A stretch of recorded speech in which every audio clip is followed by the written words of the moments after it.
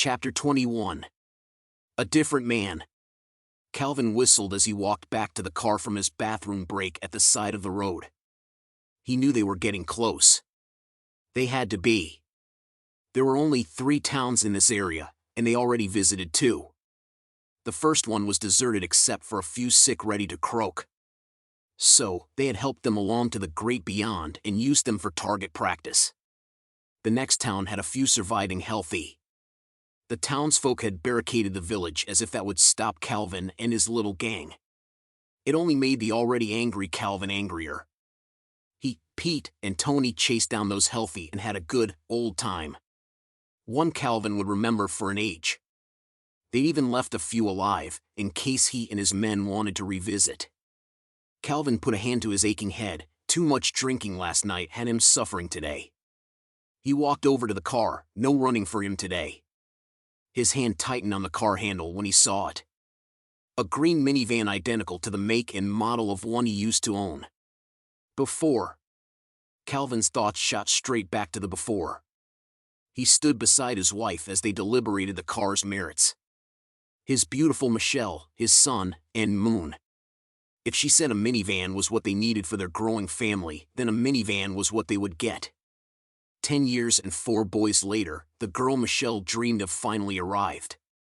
That lovely little girl so full of light and energy was the first to waste away from this horrifying disease. None of his loved ones went easily, each turned into their own kind of pitiable monster. After watching all her children pass, Michelle's grief turned inward. She became a shell of a person even before her first cough. She'd looked at Calvin, her tear-filled eyes wide, and said she was sorry. From that moment to the moment she closed her eyes for the last time, she cried. To this day, Calvin didn't know what she apologized for.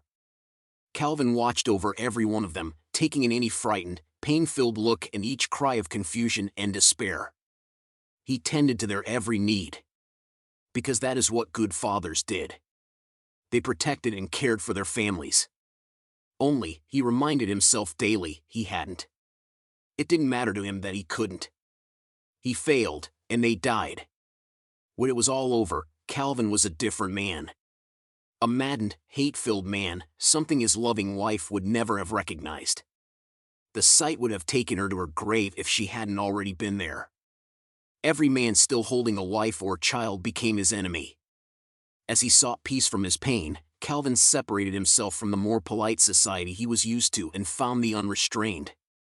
People that would not only let him be the new man he was but took joy in his exploration. That was where he met Pete and Tony. Calvin shook his head, tucking those memories of his family as far back into his brain as possible. Thoughts of Michelle could ruin his plans, and he didn't want them ruined. They were about an hour out of Colton. He held high hopes for it. Frankie trudged to the bar as the black Lexus pulled up alongside him. Nowadays, he usually went to the tree line to watch the rare car pass by, trying to decide if its passengers were trouble or not, but today he had a powerful thirst. Frankie made a habit of stocking up the house with booze from one of the many nearby bars. But he failed to notice his dwindling supply and run totally out. And that would not do. His gut twitched a little as he turned and looked at the car and the 3 men inside. 2 of the men were definitely bruisers. Though he couldn't see it, Frankie would bet a bottle of rum at least one of them held a gun on him. The driver looked like a car salesman. Frankie would have dismissed him on sight, except for the hard glint in his eyes. Frankie reckoned he was in this now and decided to play the good, old boy. "Hey fellas, how can I help you?" The driver spoke, identifying himself as the brains of the group. "We've been looking for some friends of ours. With all the chaos we've lost touch. Could you help us out?" "Oh yeah, sure, your friends." Frankie barely stopped himself from rolling his eyes. "I'll sure help you in whatever way I can. I'm looking for a woman that drives a sky blue Jeep and has a kid with her, and 2 men in a big black Ford.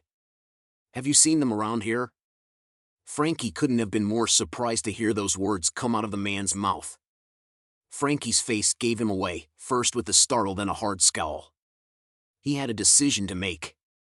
He sized the men up again. These boys may be just what he needed to make things square with the Coles. What do you want them for? We need to teach them a lesson, Calvin said, a smirk on his face. Frankie nodded. The man in the back seat growled out, "The boy is mine." "No," Frankie said, "the boy is mine." Literally. Tony scowled. He's fallen into some bad company. Yeah, Frankie agreed, he has. Calvin eyed the two. Tony there's a little riled up. The boy cut him, and he isn't likely to walk right again. He did? Frankie felt a bit of pride for the boy. He hadn't known the little pansy had it in him. Look, said Frankie leaning down on the car. I pretty much know where they are, and I'm more than willing to help you. I want them erased from this earth, but the boy he is mine. They stole him from me, and when this is over, I want him alive and unharmed. He nervously glanced back at the hard-as-steel Tony when he growled. Relatively. I guess you deserve to get a couple of licks in, but no permanent damage.